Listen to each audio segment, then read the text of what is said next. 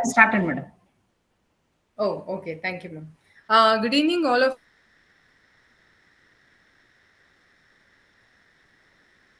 come the counseling of the first year students of January 2023 batch. So we have with us Dr. C. Rekha, madam.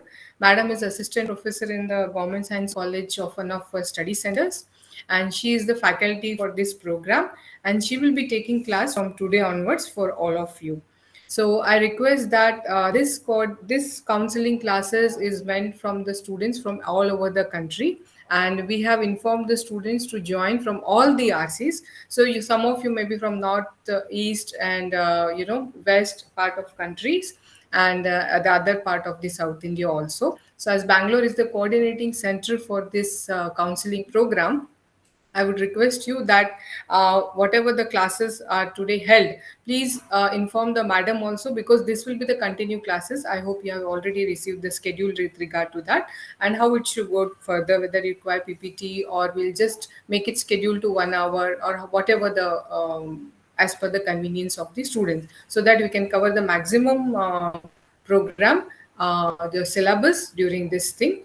And first thing is, it's not like our conventional mode of counseling session. There will be some discussions groups. Discussions will happen where you can also ask your queries to madam. So that's why we have framed into block wise and the course code wise. And for any queries, you can either put in chat box or you can ask madam after the session. That is always better after the session. And we are taking the attendance also of this program. So all of you join in your name, not in somebody's name. And if anything is there regarding your assignments and other thing, please ask your regional center, concerned regional center. Some of you, most of you may be belong to some other regional centers. So the regional center Bangalore is only organizing, coordinating for the online counseling classes, but other activities regarding your submission and other practical component, whatever you have, that you have to be dealt at your concerned regional center. So please be mute, keep mute during your classes. Don't disturb anything at the time of questions, and also off the video. And if madam is there, if she says that on the video and interaction, that time you can please interact. And when you are interacting, please on the video, and so that it will be easy for her to understand the counselor or the teacher that whom she is interacting with. And so please don't unmute in between the classes, and wish you all the best. And I welcome you, ma'am, on behalf of the Yeah, Regional thank you, Center ma'am. Bangalore. Yeah, and on behalf of the IGNOU University for coordinating this program.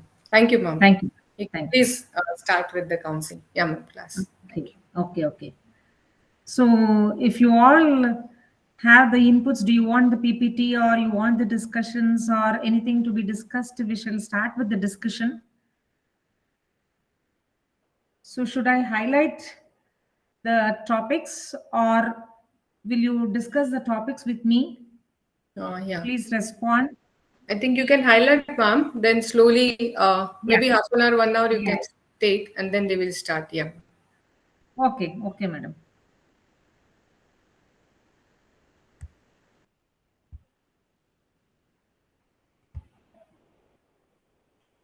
See, this is the schedule of the first year Master of Arts in Environmental and Occupational Health, that is MAEOH. So you have 5 sessions here, 5 blocks, MEV 001 to 005. So ME 001, it is the introduction to environmental health, and the second one is environmental and occupational hazards, and the third one is the environmental law and management. Fourth is environmental toxicology, and the fifth one is occupational health and safety. I think you are all aware of this program. So today we shall discuss the first one, that is the MEV 001. MEV 001, that is Introduction to Environmental Health. And in this, you have 4 units in block one. In block one, you have 4 units. So the name of the block is Environment and Ecology. So under block one, you have 4 units. that is Introduction to Natural Environment, Ecosystem, Energy, Resources and Conservation, and Global Environmental Issues. So we shall discuss these 4 topics of block 1, which comes under the Introduction to Environmental Health. Shall we discuss, or shall I start taking the classes? If you are all aware of the program, and if you have any points to be discussed, you can ask me. Otherwise, I'll introduce the topic. Please respond. Anyone of you? Are you there? Yeah, Yes, Dipankar. yes. Yeah. Kindly respond to the class.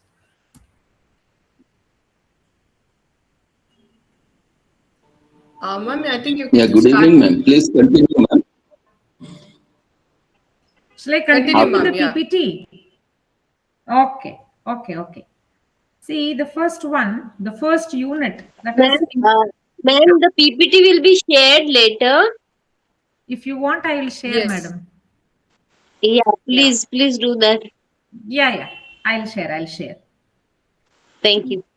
Okay, the first unit is the introduction to natural environment. So this is regarding with the environment, natural environment. So it has a significant impact on the quality of our life, health, and sustainability of the planet.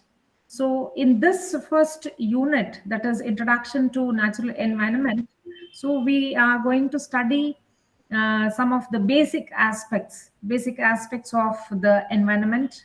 So understanding the environment, the different segments of environment like atmosphere, hydrosphere, lithosphere, biosphere, and the sustainability, etc. So what is the effect? So what is this environment? What is this natural environment? See, it has, of course, the word environment, it is derived from 2 words. It is a French word, environ, which refers to the surrounding or to encircle. So, environment can be defined as the circumstances and conditions that surround an organism or group of organisms. So, environment can also be defined as a sum total of all the external conditions and influences that affect the living organisms. So, rise in the population, urbanization, and industrialization has an enormous pressure on the ecosystem, which affects the quality of the air, water, and the food that we consume and maintain our lifestyles.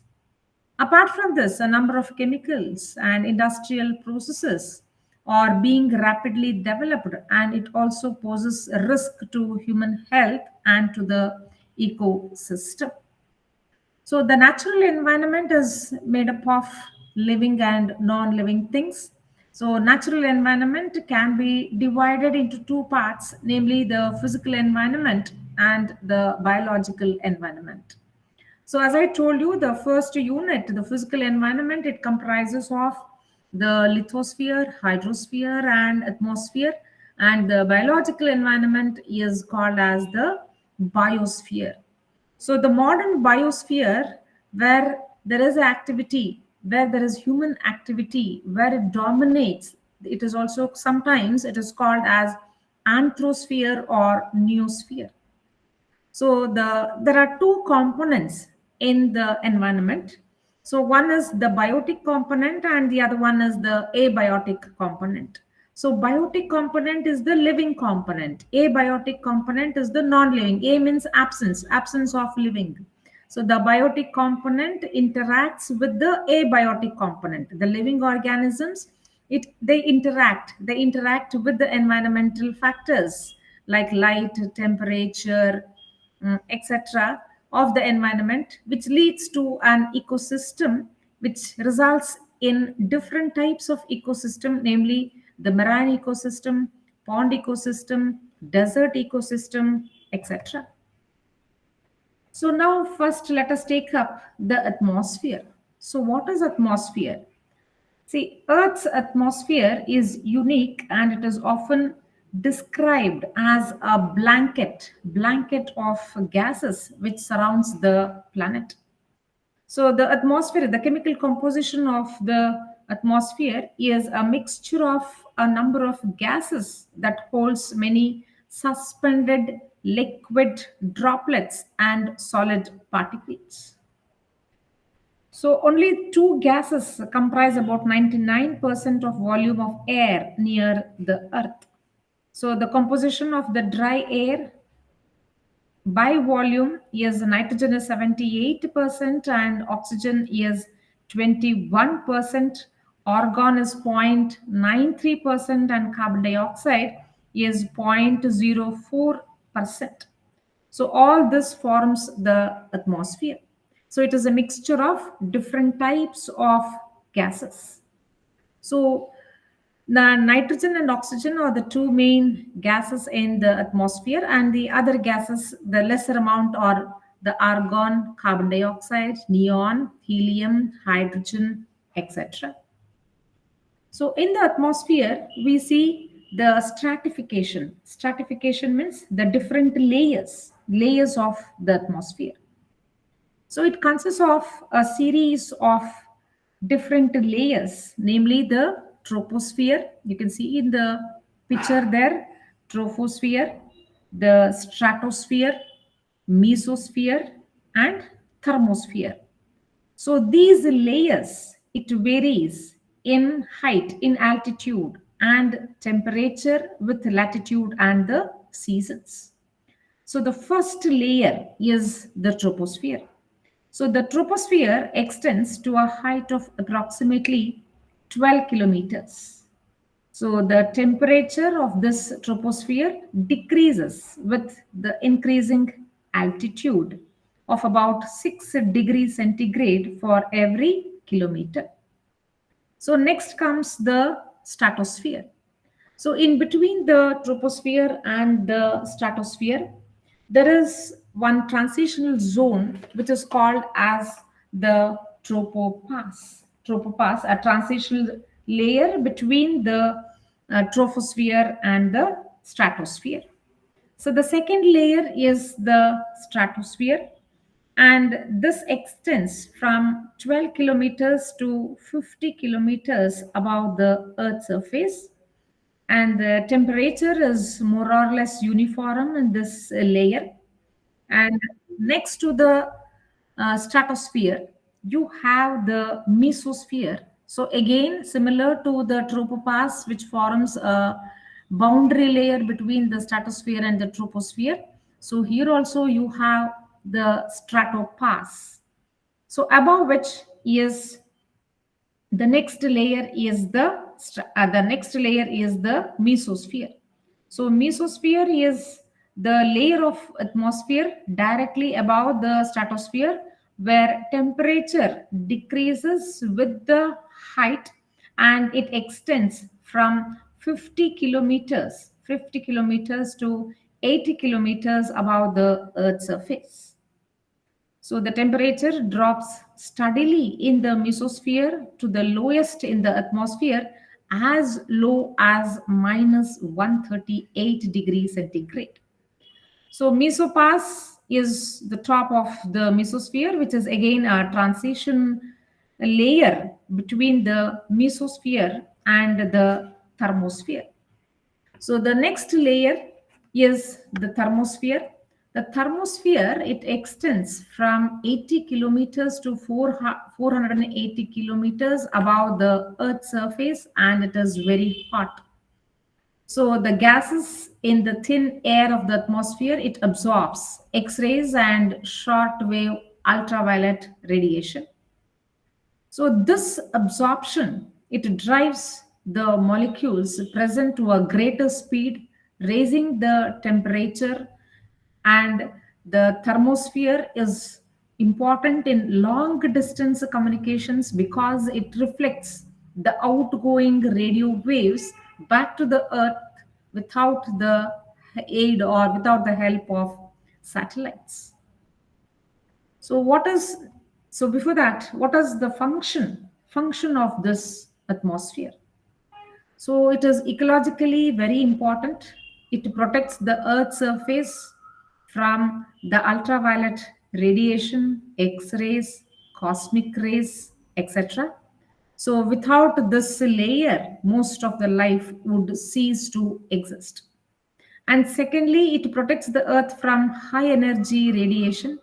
It allows the white light or the visible portion, visible light, and these light, it warms the surface and the lower atmosphere, and it provides a life sustaining oxygen, the macronutrient nitrogen, and carbon dioxide. The carbon dioxide, which is very much required for the process of photosynthesis. So, this is about the atmosphere. So, anything which has to be discussed here, you can ask me any questions or clarifications. Otherwise, I'll proceed with the next zone, that is the hydrosphere. If you have Please any doubts, proceed. No question, please. shall I proceed? Yes, yes. Yeah, okay then. So the next sphere, the next zone is the hydrosphere. See, hydrosphere, it is nothing but the water bodies, namely the oceans, streams, lakes, ponds, rivers, etc. So this hydrosphere, this comprises all the water resources, both surface and groundwater. Approximately 326 million cubic miles of water cover much of the planet, but only 3% of this total water is fresh water. So, three-quarter of the fresh water is found in polar ice caps and glaciers and unavailable for human use, and nearly all the remaining one quarter is found below the earth in the form of groundwater. So only a small proportion, that is 0.05% of all the fresh water on the earth is found in lakes, rivers, streams, or the atmosphere. So Earth's total water supply is very less.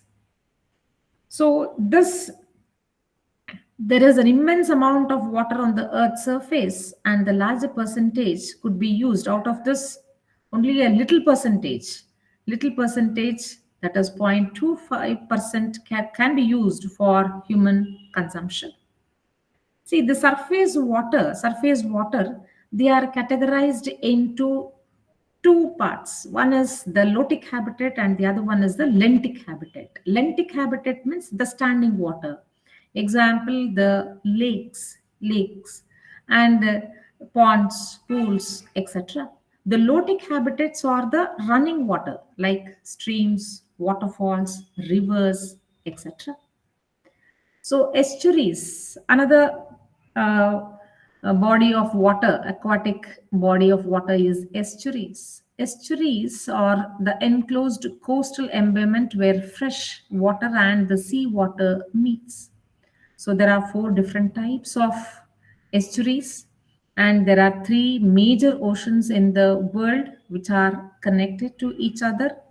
And this, the oceanic water is constantly in movement. It is mixed and moved by the winds, waves, and currents, and sinking water masses and upwelling. So the next one is the lithosphere. So the Earth is made up of a series of concentric rock zones, namely the crust, the mantle, and the core. So the upper part of the mantle to the depths of about 100 kilometers is solid, and together with the crust, it forms a rigid unit known as the lithosphere. So above the mantle is the crust, which forms the outer skin of the earth. So the thickness of the crust, it ranges from 6 kilometers under the ocean to 70 kilometers under mountainous region. So, although the crust forms a very small part of the earth as a whole, so we gather practically all the resources to sustain our life. So, soil is the layer of bonded particles of sand, silt, and clay that covers the land surface of the earth. So even the soil has a number of layers. So that on the top layer, the top soil or the layers in which the plant grow, and this layer is actually a type of ecosystem. We call it a soil ecosystem, which consists of both biotic and abiotic components. So it consists of the abiotic component like inorganic chemicals, air, water, etc. So below the topmost layer is the subsoil. We call this as the soil profile. Soil profile has a number of layers. The top layer, the top soil, the subsoil, we call it as the horizon, A horizon, B horizon, C horizon, like that. So depending upon the texture of the soil, we have different layers. So next comes the mantle. The Earth's mantle, which lies between the core and the crust, is approximately 2,890 kilometers thick. The relatively thin upper part of the mantle is solid and rigid, but the layer below it is called as the asthenosphere. Although essentially solid, is able to flow extremely very slowly. So the next one is the biosphere. So biosphere is the region on the earth where all living organisms survive. So the biosphere, it extends from the bottom of the ocean, that is approximately 11,000 meters below the surface, to the top of the highest mountains about 9,000 meters above sea level. So, although life exists throughout the biosphere, it's rare at the extremes where conditions are very extreme for the survival of the organisms. So, most living organisms, they are concentrated in a narrow band extending from less than 200 meters below the surface of the ocean to about 6,000 meters above the sea level. So, the biosphere consists of all living organisms, energy, and physical environments, and there is a continuous interaction between the living and the non living organisms, and the physical environment, and among the living organisms themselves. So, a revolutionary new theory as put forward by James Lovelock in the year 1970, and he called it as a geo hypothesis. So it treated the earth as a single organism in which the biological, chemical, and physical factors play an important role. So according to Lovelock, the biosphere is considered as a single organism. So the biosphere is considered as an open system as there is a continuous flow of energy and output of matter. So as long as the balance is maintained between the input of energy and matter and output of matter, the biosphere system, it remains in equilibrium condition. But when this balance is disturbed, the ecological and environmental problems emerge out. So in natural state, biosphere system is self-sustaining and ecologically efficient depending upon the relationship between various components of the biosphere. So this is about the biosphere. So next we have the carrying capacity, the carrying capacity of the earth. See, what is this carrying capacity? See, carrying capacity is a concept which limits the potential ability of natural resources and species to withstand human intervention. So, in ecology, carrying capacity is defined as the maximum population of a given species that can be supported indefinitely in a defined habitat without permanently impairing the human carrying capacity. See, as I told you, our planet is a closed system in terms of physical resources, and all human activity depends on these resources. So, due to the increase in population and the diminishing of the ecosystem, so the concept of carrying capacity has become an essential part, and it is considered as an important paramount in our future planning. So the Earth's ecosystem and its human population, they are connected to one another. So the Earth sustains the activities of humans by providing the services like raw materials and energy. So, however, the human activities tend to affect the natural resources and ecosystems. So, what is an ecosystem? Ecosystem, which consists of plants, animals, microorganisms that live in the biological community and which interact with each other and also with the physical environment. So, making the energy flow and biogeochemical cycling of nutrients. So these interactions among the species and the relation to the cycling of this biogeochemical cycles, they are complex, non-linear, and it is has some limits. So ecosystem, they are considered as complex, self-organizing systems across both the temporal and spatial scales.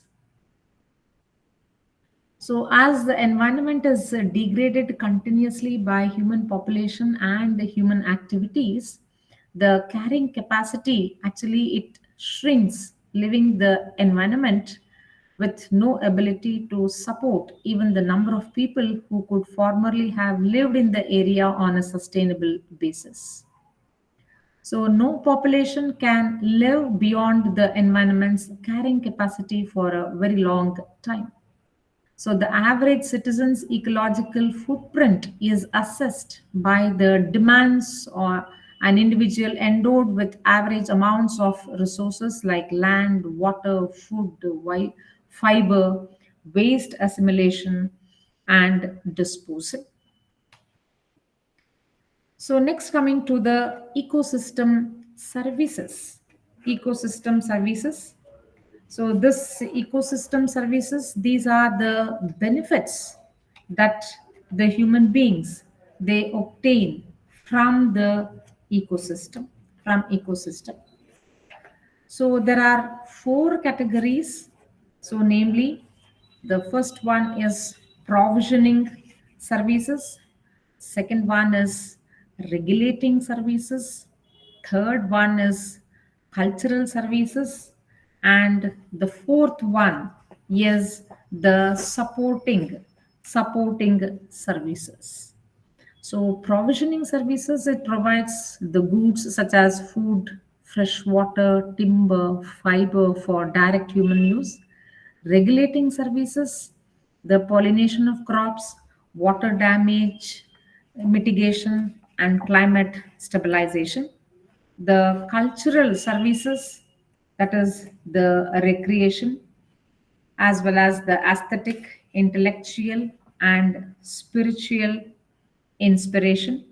So, the supporting services, the nutrient cycles, and the oxygen production. production. So, this is about the first unit, the sustainable. Okay. Apart from this, you have the sustainable development also in this unit. So, what is the sustainable development? So, sustainability refers to a process or state that can be maintained indefinitely. So development means the improvement in social and economic factors, and the sustainable development is the development which meets the needs of the present without compromising the ability of future generation to meet their own needs. So there are certain objectives of sustainable development, or it is also called as environmental sustainability. So to maintain the standards of the living organisms, the objectives is to maintain the living standards with equity and justice, to conserve and protect Earth's natural resources from misuse and wasteful consumption, to innovate new technology and scientific techniques, to respect diversity and local indigenous communities, to decentralize the governance institutions and make them more resilient, transparent, and accountable to people, to plan international institutions which recognize the requirements of poor nations and support them to achieve their growth targets, and to seek peaceful coexistence of all nations of the world. So, this is about the first unit, that is Introduction to Natural Environment. So here we have learned about the environment, the atmosphere, the chemical composition of the atmosphere, the layers of the atmosphere, the function of the atmosphere, then the hydrosphere, lithosphere, the crust and the mantle of the lithosphere, the biosphere, the carrying capacity, then the ecosystem services, and the environmental sustainability. So this is the first unit of block 1. So if you are okay with this, then I'll proceed with the second unit, namely the ecosystem. If you have any doubts here, you can ask me now. In the first unit of the first block, that is understanding the environment or the natural environment. No, ma'am. Shall I proceed with the next unit? Shall I proceed with the next unit? Yes, ma'am. Okay then. Okay. So next one is the ecosystem and its functioning. This is the second unit. The ecosystem. See, in this ecosystem, so we are learning about the definition and the concept of ecosystem, the the functioning of the ecosystem, the structure and function of an ecosystem, the energy flow, ecological balance, ecological succession, biogeochemical cycles. We have different cycles, namely the hydrological cycle, carbon cycle, oxygen cycle, nitrogen, phosphorus, and sulfur cycle. This is about the nutshell of the second unit of the first block. So now let us know what is ecosystem. See, in any area, in any habitable area, different kinds of plants and animals, they live together and they interact with one another and they influence with one another. So the entire assemblage of living organisms together, we call it as a community. See, organisms, they do not live in a vacuum. They live in a surrounding, which is a non-living, and it is called as the environment. So the living community in any area influences the non-living environment, and itself, it is controlled by the environment. So the living organisms, which are called as the biological community, and the abiotic environment, they interact and they are dependent upon one another, and together they constitute an integrated unit which is called as the ecological system or ecosystem. So what are the abiotic component? Abiotic component of the ecosystem. So it is also called as the physical environment. So you have the sun as a source of energy, and you have the inorganic compounds like nitrates, phosphates, sulfates, etc. And sulfates, water, carbon dioxide, oxygen, etc. The organic compounds, the dead and decaying organic matter. So all this forms the physical environment or the abiotic component. So this is the we call it as the structure of the ecosystem. So the structure includes the biotic and the abiotic components. So the abiotic component, it is the physical and chemical characteristics of the environment. They determine the type of the organisms that can successfully live in a particular environment. So the abiotic component are the temperature, humidity, topography, the light, oxygen, carbon dioxide, water, nutrients, etc.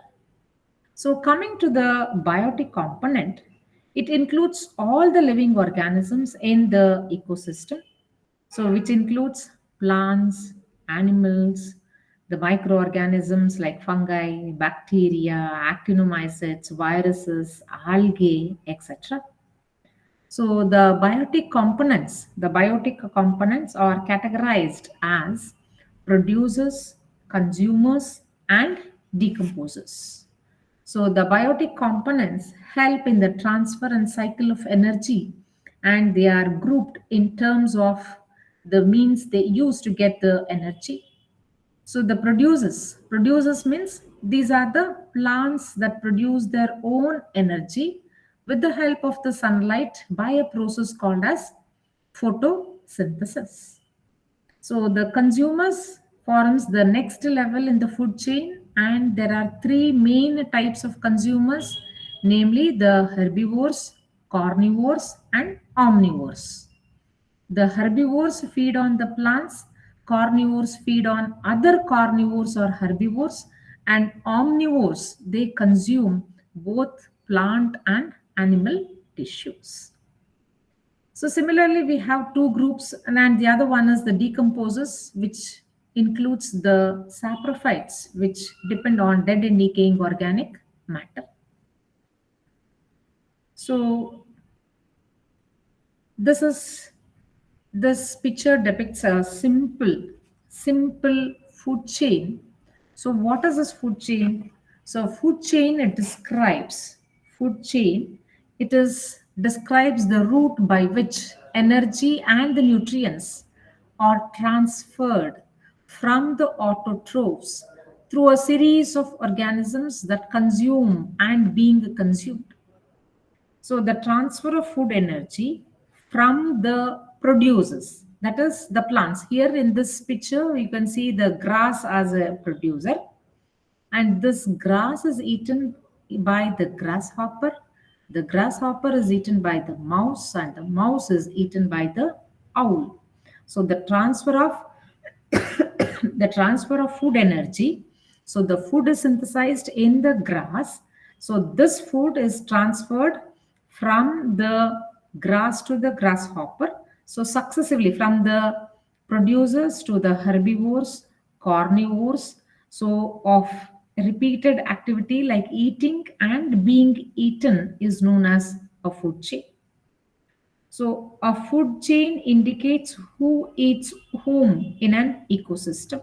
So, the feeding of one organism upon another in a sequence of food transfer is known as food chain. So, or else we can define as the chain of transfer of energy from one organism to another organism is called as the food chain. So there are two types of food chain, namely the grazing food chain and the detritus or detrital food chain. So grazing food chain, it begins with the leaves, stems and seeds. The picture is not clear, I think, in the grazing food chain. So it begins with the leaves, stems, and seeds, or the green plants. The green plants, that is the producers, which are eaten by the herbivores, carnivores, and the omnivores. So see in this picture, so the grasses and the small plants, it forms the herbivores. Sorry, they are the producers, and the grass is eaten by the primary consumer, namely the rat, and then the rat is eaten by the snake, and the snake is eaten by the owl. So here they represents the primary consumer, secondary consumer, and tertiary consumer, and all this primary, secondary, and tertiary consumer, they are decomposed by the decomposers. So these, after their death, the dead organisms becomes the food for the decomposers, namely the bacteria and fungi, to produce the simple inorganic materials for reuse by the producers. This is the grazing. We call it as the grazing food chain. And the other one is detrital or detritus food chain. So it starts with the dead organic matter, either from the fallen leaves or the dead animal bodies. And this food chain is not dependent on the sunlight or the solar energy. So this food chain are connected to a grazing food chain when consumers of a grazing food chain feed on the decomposers of the detrital food chain. So these are the two types of food chain. And next one is the food web. So what is this food web? See, energy flows through an ecosystem in a complex network of feeding the relationship, which is called as the food web. So it can be defined as the relationship in which a predator eats different types of food at each trophic level, and in turn it is eaten by different organisms, a number of different organisms. So, a food web may contain several food chains. So, a food web, it consists of a number of food chains. So, it is a complex feeding interrelationship that exists in nature. Say, for example, in a grassland ecosystem, in the absence of a mouse, the grasses can also be eaten by rabbit, which can be eaten by an eagle or a hawk. Again, the grasses can also eaten by a grasshopper. So again, this grasshopper is eaten by a lizard and then the hawk. Similarly, the rat is eaten by a snake, but snake cannot be eaten by the predatory birds. So, like this, the food chains, a number of food chains, they are interconnected with one another, and it forms a complex structure which is called as food web. So this food web is formed due to the interlinking of the food chains. So a food web brings alternate sources of food. So food webs are very important in maintaining the ecological balance and stability of ecosystem. So the next important component is the trophic level. See, there is a series of organisms through which food energy it moves in an ecosystem by a process of eating and being eaten is called as food chain, and each step in the food chain is called as the trophic level. The first trophic level, it belongs to the plants or the producers. Producers are the plants which are autotrophic, which can synthesize their own food, and it forms the first trophic level. So the second trophic level is occupied by the animals which eat the plants, and they are also called as herbivores. So the third trophic level, it belongs to the carnivores. So what is the productivity? So there are two types of productivity in an ecosystem. One is gross primary productivity and the other one is net primary productivity.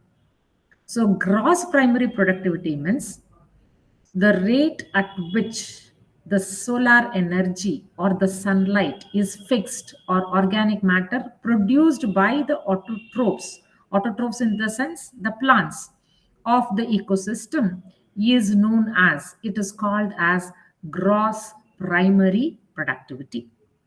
So net primary productivity means of the gross, a portion is utilized by the plants for its own metabolism. So the difference between the rate of real photosynthesis, the actual energy that is fixed, to the rate of the it is consumed by the plants is called as the net primary productivity. So next one, apart from food chain and food web, you have another important aspect of ecosystem, which we call it as the ecological pyramids. See, the food chain in an ecosystem, it consists of several levels extending from the primary producers to the top carnivores. So each level is a step in the food chain and various steps are interconnected with each other, giving the ecosystem a definite trophic and functional structure. So this relationship, it can be expressed graphically with the diagrams and they are called as ecological pyramids. So an ecological pyramid, it shows the trophic structure of an ecosystem as a graph. So there are three types of ecological pyramids: the pyramids of numbers, pyramid of biomass, and pyramid of energy or pyramid of productivity. So usually at the base of the pyramid are the primary producers and at the top is the top carnivores, and in the intermediate you have the herbivores and carnivores. So this is the pyramid of numbers. So it is based on the number of organisms in each trophic level. So this pyramid, it may be upright. Upright means it may be straight or it may be inverted. So in a grassland ecosystem, the producers are the grasses, which forms a large base and they are maximum in number. They are followed by rabbits, mice, snakes, lizards, hawks, etc. So it gradually it reduces its number and it is the pyramid, it is upright. But in the case of a parasitic food chain, the pyramid is inverted. The trees form the producers, which are less in number, and they support a number of fruit eating herbivores and birds that in turn support a large number of parasites and hyperparasites. So in this case, in the tree ecosystem, the pyramid is inverted as the number of organisms at each level increases to the top. So one thing you have to remember is pyramid of numbers, it can be upright or inverted depending upon the type of ecosystem. So next one is pyramid of biomass. Biomass means it is the weight. So the pyramid of biomass is based on the weight of the organisms at each trophic level.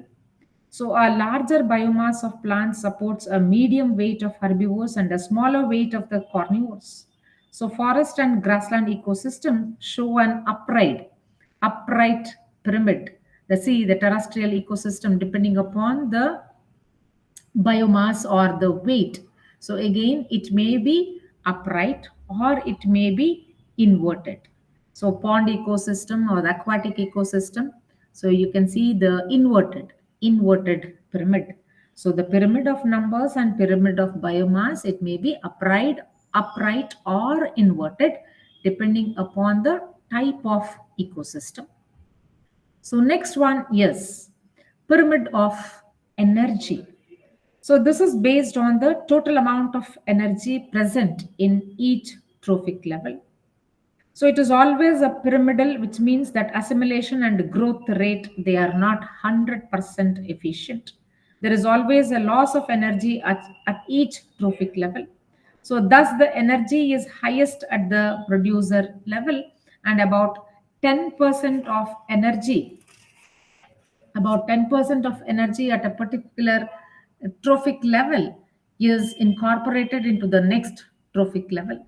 So, for example, 1000 kg of plant material converts to 100 kg of herbivorous tissue, which converts to 10 kg of first carnivores, which can support 1 kg of second level carnivores. So, there is a rapid loss of energy.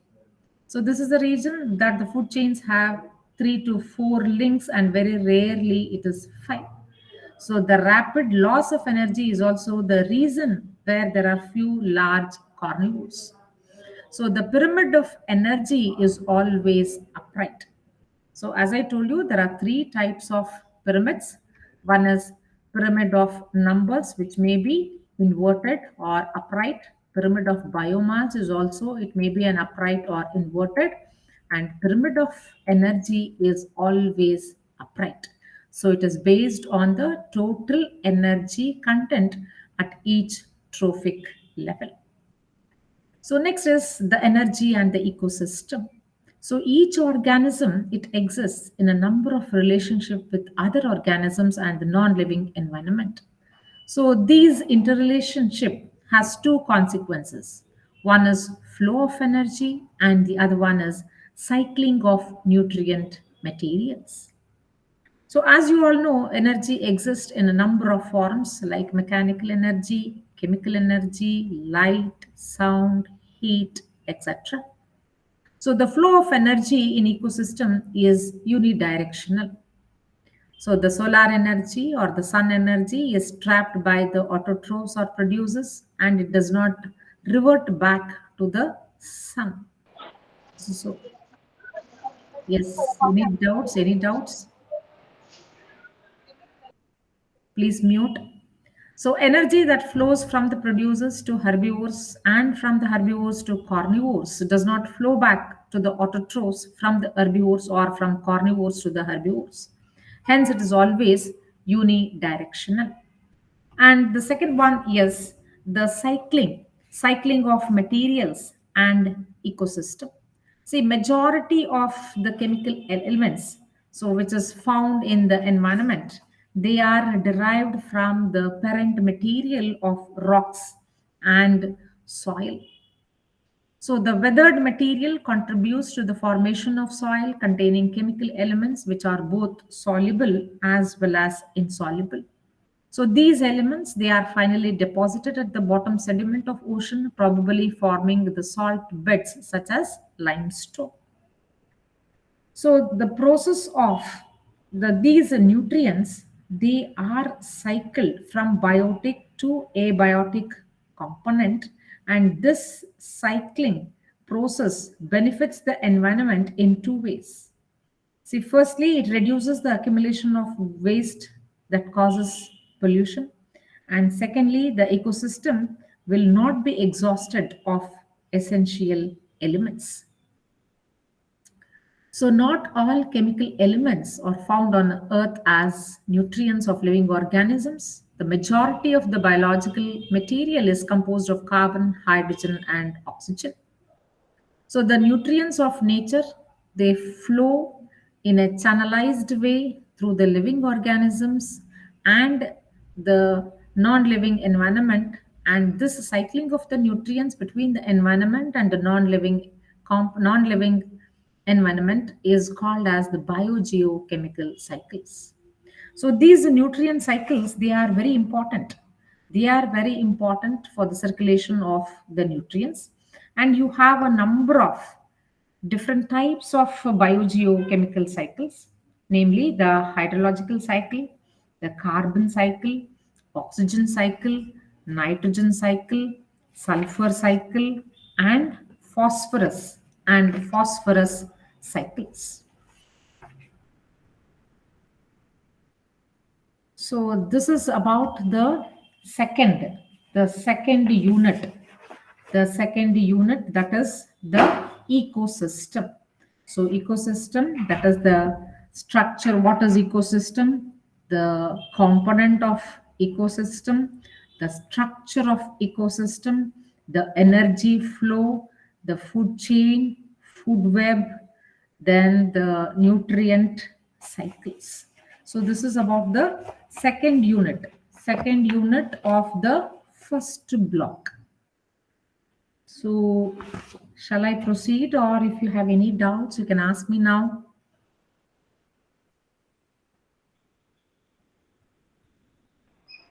No doubt, Still, ma'am. Please be said. okay, still two more units are left. Shall I proceed with that?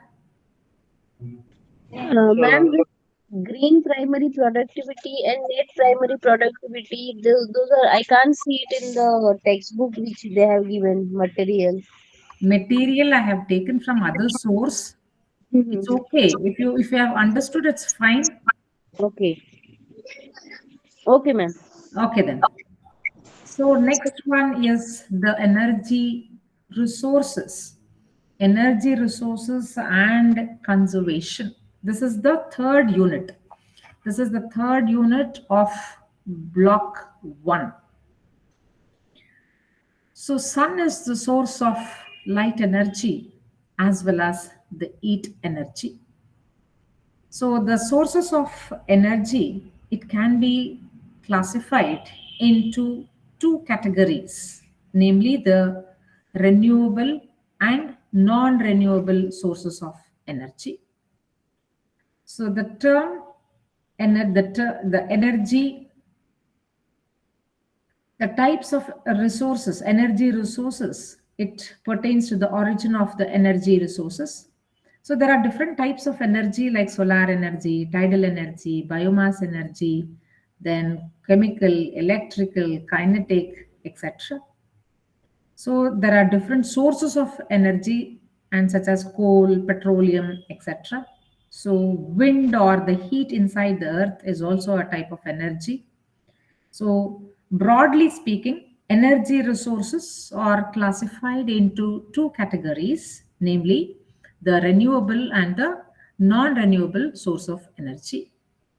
So, the energy obtained from these sources can be utilized directly, but most of the time, some processing or the production technology is involved in obtaining useful amounts of energy from the sources. So, as I told you, it has different forms such as electrical, sound, light, chemical, mechanical, nuclear, etc. So, renewable energy sources includes the sun, wind, water, heat, etc. And the non-renewable sources, it is the mainly the fossil fuels and the nuclear power. So the non-renewable energy, the renewable energy sources are the wind energy, solar energy, geothermal energy, biomass based energy, hydropower, thermal and wave energy, and the potentially renewable resources. And potentially renewable resources is usually the resources includes the forestries, grassland, grasses, wild animals, lakes, water, groundwater, etc. So a potentially renewable resource can be made sustainable by managing the use of resource so it does not run out. So the non-renewable energy resources, mainly it includes the coal, petroleum, and the natural gas. So these energy resources will ultimately it declines and will be unaffordable.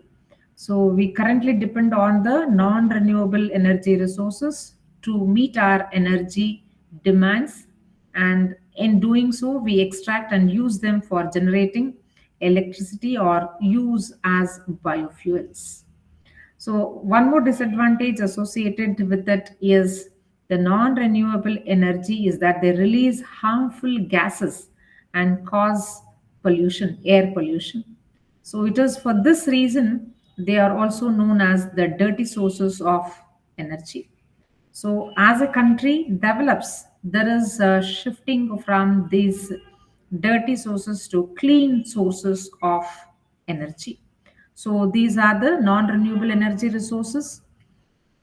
You have the coal, the natural gas, and the petroleum. Next is the alternative energies, alternative sources of energy. So, alternative sources of energy versus renewable energy. See, the alternate energy refers to the forms of energy that are constantly replenished by the earth. So, alternative energy sources are those that are used in place of other non renewable energy sources.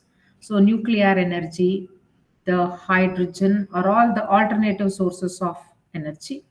So, these alternative energy resources are not going to run out, but they do not pollute as much as the fossil fuels like oil, coal, natural gas, or they do not generate the waste products which are harmful to the environment. So this alternative energy is also known as the clean energy or the green energy or the renewable energy. So renewable energy and alternative energy, they are often interchangeable and they are different from each other. So renewable energy comes from the energy source which will not deplete, and the electrical energy that is generated from the sun by the wind, the ocean, the earth, the waste, landfill, gas, or water is considered to be a renewable energy. So renewable energy, it comes under the alternative energy because renewable fuel sources like wind and solar, they do not degrade the environment.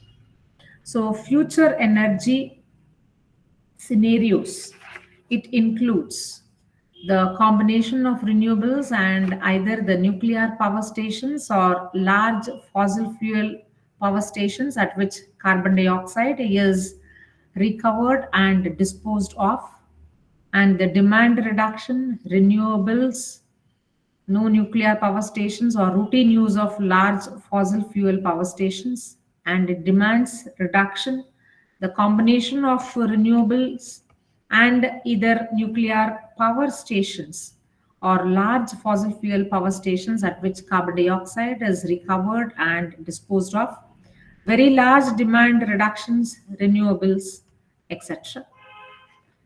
So this is about the third unit. Third unit, the renewable energy resources, non-renewable energy resources, the fossil fuels, the alternative sources of energy, and the energy problems. And the next one is the global environmental issues. This is the fourth unit of the first block, that is the global environmental issues. So in this global environmental issues, you are going to study the environmental degradation, the causes of environmental degradation, the effects of environmental degradation, the climate change, the greenhouse effect, the acid rain, ozone layer and its depletion, etc.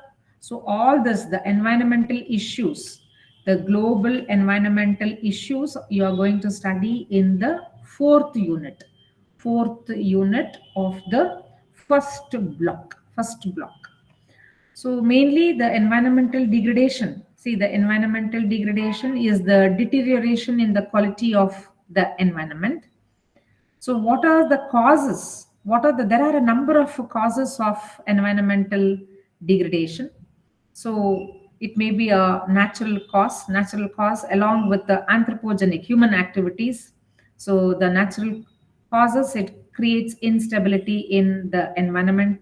So the events such as earthquakes, floods, wildfires, landslides, it causes damage to life and property along with disrupting the landscape, and it may be man-made cause also.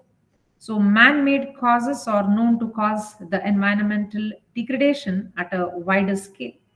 So the environmental degradation includes the deforestation, the environmental pollution, improper land use planning and development, overexploitation of natural resources, improper agricultural practices, poor quality of water resources, wetlands and aquatic life, and enormous waste generation. So one of the most important effect is the greenhouse effect. The greenhouse effect is a term that describes how the natural gases in the atmosphere, it reduces the amount of heat that escapes from the earth into the atmosphere. So these greenhouse gases, we call it as GHGs, or the more these gases, it heats up the earth atmosphere. So how do these greenhouses work? So these greenhouses, see, when the sunlight passes through the glass, it warms the plants present in the glass house. So the plants in the soil warm up and give out heat. So it passes through the glass, but this passed out heat is trapped inside, warming up the greenhouse gas.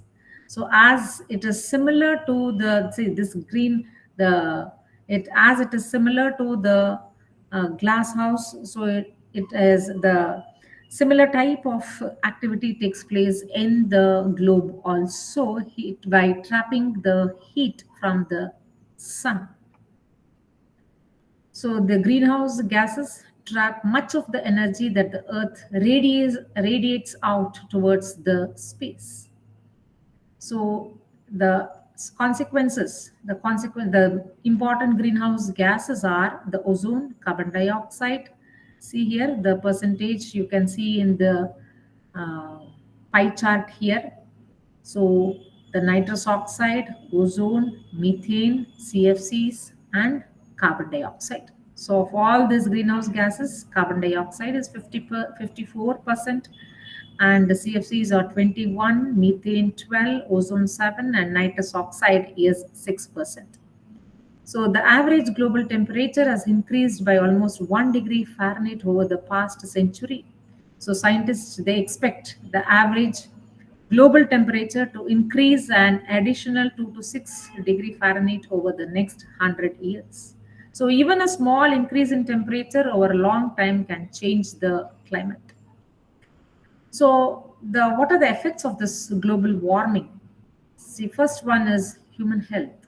So the heat stress and other heat related health problems are caused directly by the warm temperature and high humidity. So the next one is the ecological systems, where the plants and animals play an important role. So climate change, so the second one is effect of environmental degradation.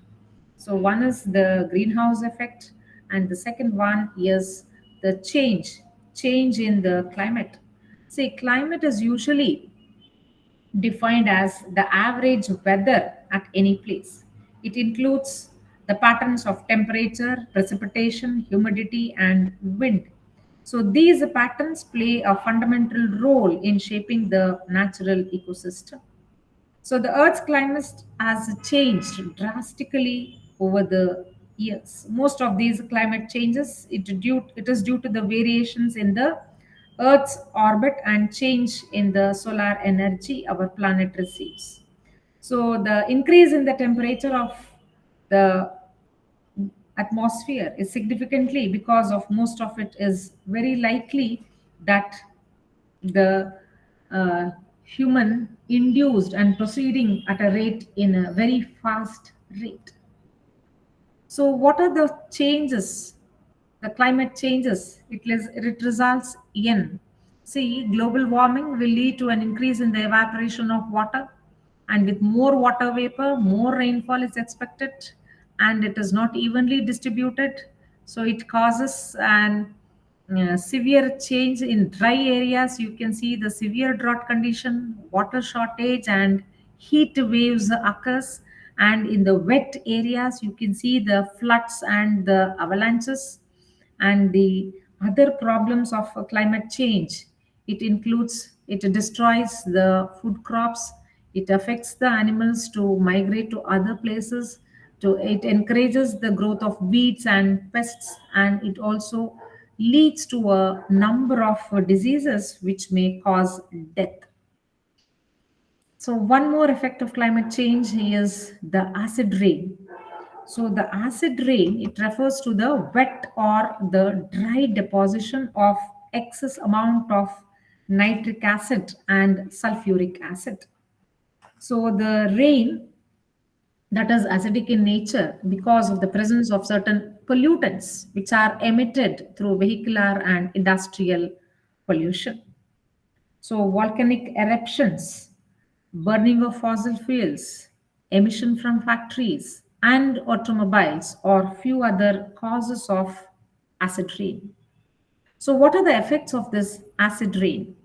So, acid rain has a significant effect on forests, soil, aquatic life, human beings, and the materials. So, acid rain it causes severe damage to the forests. It makes the trees susceptible to diseases, destroys their leaves, and causes stunted growth. Stunted means dwarf growth of the plants. So, on the aquatic environment, acid rain flows into the aquatic environment like ponds, pools, lakes, rivers, etc. And it gets accumulated in the water and it makes unsuitable for the survival of aquatic flora and fauna. And effect on the soil, the physical and chemical and the biological properties of the soil, they are damaged due to the excess of acids present in the rain water. So most of the microorganisms which are present in the soil they die due to the excess of this acidity. So acid rain affects the infrastructure and buildings at any given place. It causes, see, especially the buildings made of marble and limestone is severely affected due to the reactivity of calcium compounds and acids. So the effects are clearly visible on the statues, historic monuments, buildings, etc. So this acid rain it also corrodes metals like copper and iron. So, human health is not directly affected by the acid rain. However, the gaseous particles in the air which are present, like sulfur oxide and sulfur nitrogen oxide, sulfur dioxide, it may lead to respiratory disorders and health problems. So, next one is the ozone layer depletion. See, ozone, when it is present in the troposphere, it acts as a pollutant. But when it is present in the stratosphere, it protects the life on the earth by absorbing the harmful UV radiations. So, due to the release of CFCs, interference with the ozone depletion occurs. So, the ozone layer is important because it absorbs UV radiation from the sun, preventing most of it from reaching the Earth's surface. So, some of the effects of ozone layer depletion are the skin cancer, eye damage, damage to immune system, aging of the skin, breathing difficulty, chest pain, throat pain, irritation, etc. So the other issues, apart from the issues, so the globe, the entire world has a quite a lot of other issues of global concern. So these are the first one is the environmental pollution. So environmental pollution has become a serious problem over which threatening there is existence of not only the mankind but also other living organisms. It is one of the greatest problems that we are facing today. So the environment is polluted by the environmental pollution. It is consists of two different types of pollution, namely the air pollution, water, soil, and noise pollution. And secondly, the loss of biodiversity. Biodiversity means it is the diversity in the life forms present on the earth. So it is the link between all organisms on the earth. So you have different types of flora and fauna, which maintains the ecological balance and provides environmental services. So the main cause of loss of biodiversity is due to the manipulation of world's ecosystem by human beings. And the third one is desertification. It is a process of land degradation by which a region becomes progressively drier and drier. Eventually, then it comes and it finally becomes a desert. So much of the desertification across the world is caused by human activities. The human activities includes the poor agricultural practices, unplanned deforestation, soil erosion, mining, urbanization, faulty irrigation practices, etc. So the next one is depletion of natural resources. So as the population is increasing on the planet, so their demand also is increasing. So there is a pressure on the natural resources like water, land, forests, etc. So because of this, due to the depletion of natural resources, so we also see uh, environmental challenging issue. The last one is waste generation and accumulation. So millions of tons of waste products are generated every day in big cities due to industrialization and urbanization. So in India alone, 960 million tons of solid wastes are generated annually as byproducts during industrial, mining, municipal, agricultural, and other commercial and non commercial activities. The sources and kinds of these wastes it vary, but one thing is common that they are troublesome to the environment as well as to the society. So there is a great accumulation of waste which needs proper disposal method.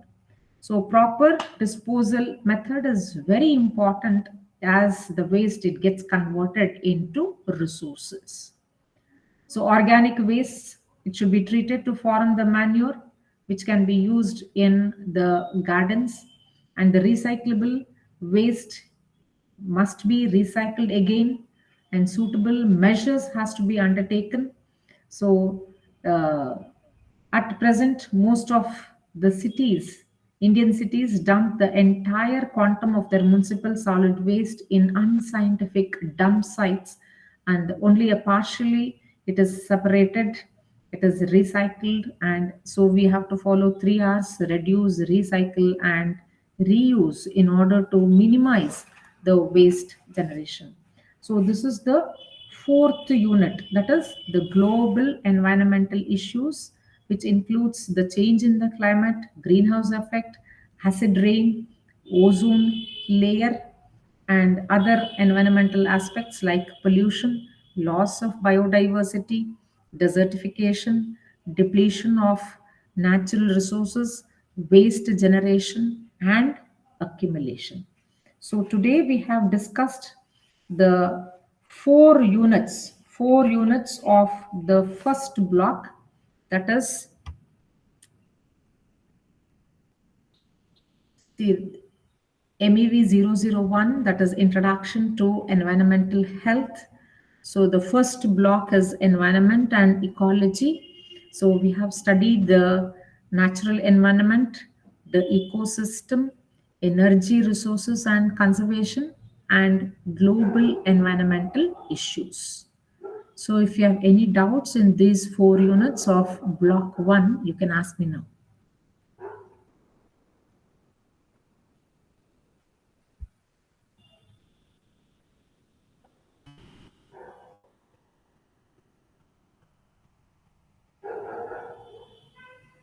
Are you all there here? No doubt, ma'am. Yes, ma'am. Okay then. Ma'am, So PPT is required, ma'am. yeah, I'll send the PPT. I'll send the PPT. So I'll just take a screenshot. I'll take the attendance of yours. So okay then. Thank you very much.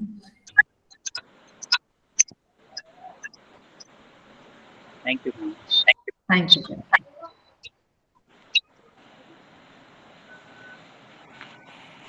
Ma'am, required PPT, ma'am. So can you please Yeah, provide? yeah, definitely, definitely. I'll send the PPT. I'll send it to the regional office. I think they will send you. Okay, so Ma'am, we need. actually, I am from email ID or something we Ma'am, need to communicate? I'll just ask the regional office, madam. Then only I can tell Yeah, you. I think, ma'am, you can share the invite PPT on invite which you have shared this link. Okay. Okay, okay, okay.